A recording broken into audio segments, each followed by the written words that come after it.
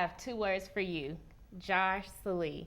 Now, when you hear that name, you might immediately think of his smash hit Big Kid Bars, but his latest single, Saratoga, holds back no punches. He joins me in the studio today to talk about his sophomore album, Probable Flaws, and what fans can expect to hear from him in the near future. Welcome to the show, Josh. How are you? I am great. How are you? I'm good. Now, Big Kid Bars was an immediate success. Did you foresee that? I actually wrote it when I was out in California, and I called my manager and I was like, you need to hear this, you need to hear this. So I rapped it to him over the phone, and I think I performed it almost a year before it was ever recorded. So there was already a little like buzz or hype behind it from the live shows, and I've always done it last because it's like live. It's really high energy with the double time like raps and whatnot. So I mean, we first saw some success, and then after the video, the guy who shot it, his name is Connor Hayes. He did a really good job. I mean, I knew there was going to be some success from it. Oh, wow. So Saratoga is obviously not on Probable Flaws. Was that kind of like a answer back to those who probably were like, you know what, that was just a one hit, he's not going to do it again? It was definitely addressing some things, because for the first time after Probable Flaws, it was like the first time I had like random opinions, you know, with social media online, and you're pretty much accessible to anybody. So there were people who like, you know, hit me up on Twitter or things like that, maybe who didn't like it as much as my first project or whatever their opinion was. It was kind of addressing that, and addressing that this was what I'm gonna do and that it's not really going anywhere. And you can kind of hear it in the record. It's more of a confident like record about telling like, you know, I have started a foundation and I do have a buzz going, and now it's time that it's going to be something that you're going to hear about, or at least see.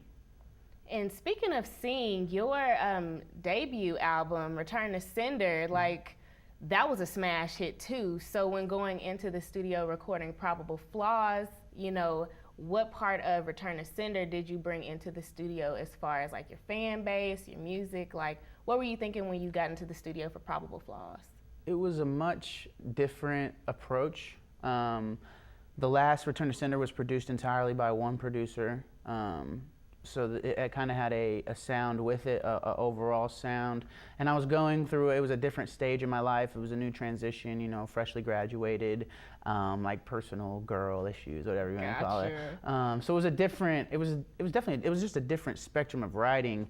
And this one I wanted to give something for people that would be more of a variety, but also more playful, like feel good music, but also, you know, just give them more growth. You know, I think that more than anything, people want to see progression from somebody they're supporting, and as long as I'm progressing in each new song as they're finding something new, I think it's good. So going into the studio was about finding something new, trying different flows, trying different things, you know, not really worried about if people will like it, but knowing that this is progression and that they'll enjoy that. Now, you definitely have progression. Like, you have a fan base, like, and you're all over the place. How do fans actually play a role in, like, how you approach music? Do they even play a role into it, or do they just come to a concert?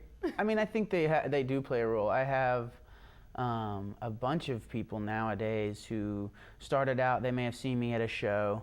One of my biggest fans now, a best friend, saw me in front of like 10 people at an OU campus gig, and I didn't even want to do it. I didn't want to perform. I had to perform for 45 minutes, and I was just like, 45 minutes? I'm rapping up here, you know? and there's a girl sitting in the front row, there's a huge field, there's only 10 people there. So, oh, wow. So it's, but she's sitting there and she loved it, you know, and I don't think she's missed a show since, and you know, it's just one of those things where they're the most important part. Is like, you're only going to be able to continue to do it as a job if you have fans and if you have people who support it. And I'm fortunate to be from Oklahoma, where it's a very supportive place. And I had a lot of friends before I did it. You know, I was just involved in a bunch of things and played sports, so I had friends all over.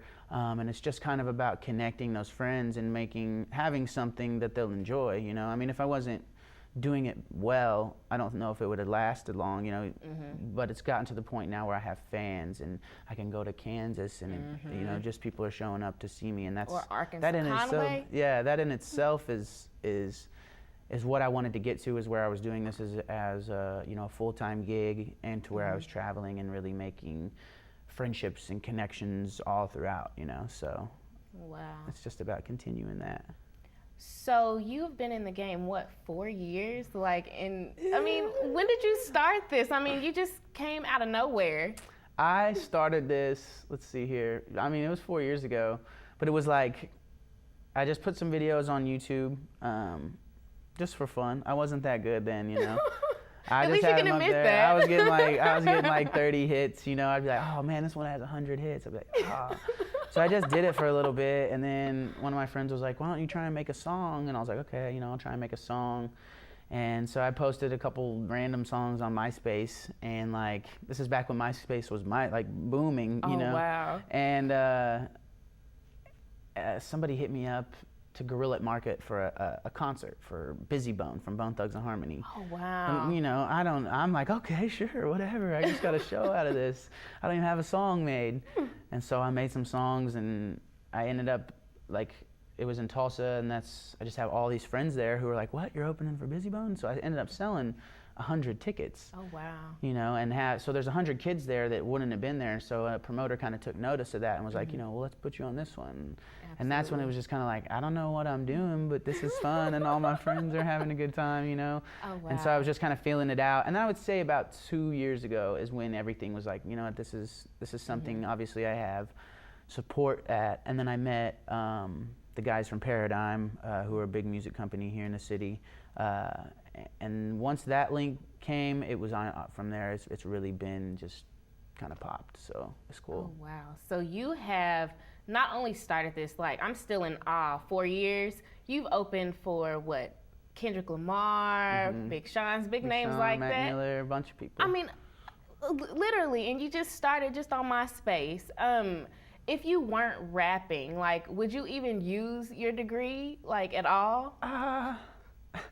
I've used my degree to this point, I would say, you know, opening up or like opening up your mind as far as demographics go, and knowing kind of like ways to move your record. You can't really just put out a record without having some sort of marketing plan behind it. So I mean, I used the things I learned in college, and I took a lot to heart as far as the good professors I had who knew what I was doing and said, you know, you have a chance to do this not only because of what you're doing, but because of just how you are, and that gave a lot of perspective into it. If I wasn't rapping, I don't know. I'd probably be working at a golf course. I don't know, to be honest with you. Oh, a golf course? Yeah, like, I mean, that's what I love to do. I like to play golf. You know, I played golf in high school and things like that. Oh, and so, wow. I mean, that's honestly what I'd be doing. Maybe I would be at a firm.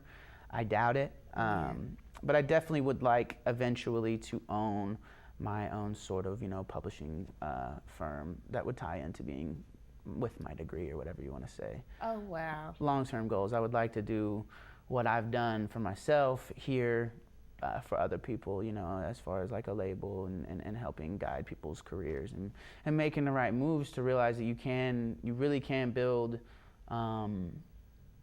a local brand that can provide just through being diligent and being focused and actually just not caring what anybody else thinks. And I think that if I had anything to say to other Oklahomans doing it, is you have to put away with the competition in the city and ways with that, because it's not going to get you anywhere. It's only a competition here, so it's only known about here. So you have to look further and look beyond, and that's why we started attacking small cities like Lawrence, Kansas, Wichita, you know, Conway, Arkansas, places where it's really similar to here. And you just have to get out of that whole competitive aspect in your city, because once one person makes it, then all the shine comes through to the city. You know, it's almost like if one makes it, you'll all make it. Absolutely. You know what I'm saying? So I mean, and I've dealt with that. You know, I've battled that. I'm not unguilty of acting that way. So. Okay, random question. I have never seen you without a hat. Like, is that like a signature? Like, I have never, ever seen you without a hat. It doesn't come off in a show, nothing. The hat, I have been wearing hats since I could remember. And like, I don't know. It's just, I got long hair. You wake up in the morning, you just put your hat on, and that's kind of how it goes. When I was growing up, my mom, the only time I would take my hat off was to shower. as a kid. So I would like sleep in my ball caps, and Oh, like they would have to wow. like throw certain hats away, and it'd be this huge disaster because, you know, like it smelled awful. But I was like, no, that's my Oh, favorite hat. wow. So I mean, I don't know. Maybe that's why, but I'm just a Man. hat guy. So back to your music. Where do you see your music? Do you want to take it to a major label, or do you want to stay independent? Because tossing up in the air, more people are wanting to go independent nowadays. So what would be your preference? Don't have a preference. I think there's a lot of things you can do with a major label, and with the new record deal that they're giving out, to where they're not signing somebody to, let's say, an Interscope. They're signing Josh Sallee Records to Interscope. So you're giving full control over your own record label. So it's like a partnership. They're just giving you the power and the tools at hand of a major label. And I don't think there's anything wrong with that. The 360 deal, which is what Trapped artists and what kind of took away from the major label, is what makes people run. And there's people like Mac Miller and who are doing it independently. But the thing with the independent is Mac Miller just created this $1 million enterprise on his own, but he also just got sued for $10 million from a major artist, you know, from back in the day, because he used an uncleared sample. And had he been with Sony or Interscope, that's not going to happen. The samples are cleared. You don't have to worry about that. You know, your label's going to handle it. And they can get global money, per se. Interscope has distribution that really nobody can touch, and that's with any major label. So I don't have a preference. If a major label came at me with the right figure, the right idea, the right set of mind maybe, and got behind my plan, then I wouldn't have a hesitancy. But there is also no doubt nowadays you can do this thing independently through the internet, but it's just a little bit tougher.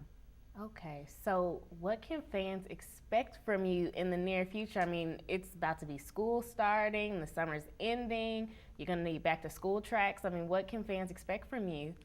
School is a really big, school starting is huge for me, huge for everybody. Summer can be a little slow. We have a bunch of really big concerts coming up. Currency is in August. Big Crit is also in August. Juicy J is coming here at the beginning of August. So some really big major names are coming through. As for me, I am working on new music. Ooh, I bet fans are excited. I'm gonna try and shoot a couple videos, get a couple visuals done. I think that's important. And I'm gonna continue to travel. We'll have a college tour set up in August that'll hit, you know, OU, OSU, Lawrence, Wichita, hopefully Dallas, Houston, Austin, and Tulsa. So we're trying to set up a big tour right now. And then really it's just about getting in the studio, working on new music, pumping out good ideas, and then releasing it and continuing to push. I just got back from LA, which was a really, really, really huge trip. I got to work with Cisco Adler from Swayze. Oh, wow. And meet some really major blogs, which is a big part of the hip hop scene and big part of spreading your name in the hip hop scene. And then Paradigm, which is like my management team, they're out in NYC right now. So they're making links out there. So it's really been like anticipation for college, because that's when there's 18-year-olds all coming from high school who either know about the music or will find out about the music through these little tours, through these little, you know, date parties, whatever shows we do. So it's always a really good time to grow, and we're going to capitalize, I think, on OU season, you know, and OSU season. I think football season is a big part of our success. So. Absolutely. So last question, how can fans like get in touch with you? I mean, you're all over. You type in Josh Sallee in Google and all of the stuff pops up. You personally, can you tell your fans how to contact you via Twitter, Facebook, LinkedIn, all of that? I mean, it's pretty easy. It's just on Twitter, it's at Josh Sallee. It's Sallee. It's not Sally or Sallee. It's Sallee. But I still have like a personal Facebook. I don't know. I almost have. I think if you get so many friends, you have to like become like a like page, and I don't want that to happen. But I think I'm close to that. But I mean, I still have my Facebook, and I mean, I'm pretty easy to get a hold of. I try to hit everybody up who hits me on Twitter.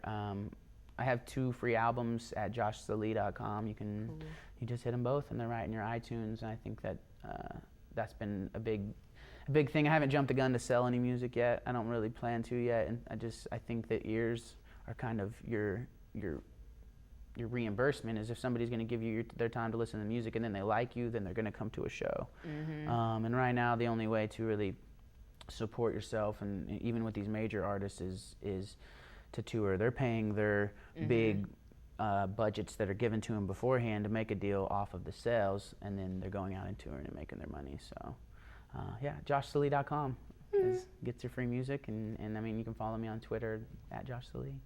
Okay, I lied. This is the last question. This is the last question. This is, I promise. Are you sure? Yes, I promise. I promise. Who would you, like, if you had to work with somebody, like, right now, artist, producer, I mean, who would you work for? I want to get that on the record, okay? So be honest, be honest. I've answered this question differently, I think, like, every day. I really would like to work with Kendrick Lamar. I really would like to work with Drake. I really would like to work with Big Sean. I think that those are, like, 3 rappers. I'd really like to work with Justin Timberlake. That's kind of like the high goal, you know, up there. I'm a big JT fan. I'd like to work with Cage Elephant, which is a band. I'd like to work with Gavin DeGraw, who's a singer, one of my favorite singers. And then probably, actually the most, I'd like to work with Lauryn Hill. Oh, wow. Yeah, she's like my favorite. Hey, you all heard it here. Josh, thank you for dropping by. No, thank you. I had a really good time. Me too. Anytime you want to stop by, go ahead and stop on by. For news 24/7, you all can visit newsok.com.